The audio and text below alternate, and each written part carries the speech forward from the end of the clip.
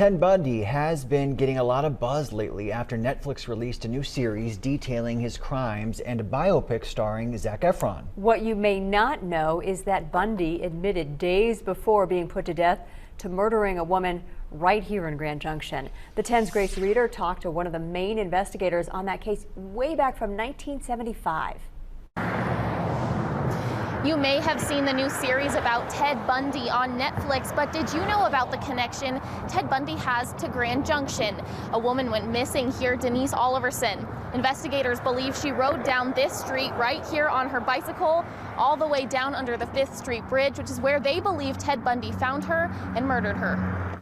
Doug Rushing doesn't forget much. Where I'm standing was a Jarvis's auto salvage wrecking yard. Which is probably why he made detective at the Grand Junction Police Department when he was just in his early 20s. It was a difficult time for investigations because we had quite a few more murders that year. And why he remembers the investigation into Denise Oliverson's disappearance so well. We did find a bicycle, her belt, and shoes under the 5th Street Bridge viaduct. Oliverson was allegedly murdered by Ted Bundy, one of America's most notorious serial killers. To have an outsider come in and perpetrate such a crime really was such a big thing. Like, this doesn't happen here. The stories of these murders now back in the public's eye after Netflix released a series detailing the crimes. It's a fairly interesting series. I've been watching it. And that's making it even harder for Rushing to forget some of his hardest days. I've often thought about Denise Oliverson.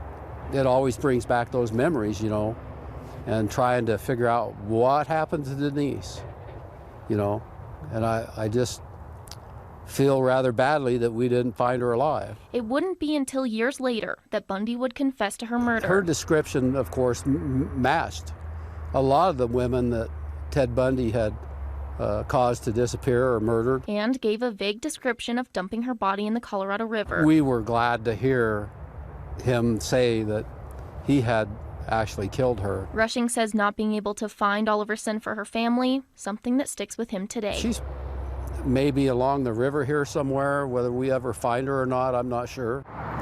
It wasn't until years later that investigators got their first clue into where Denise's body was.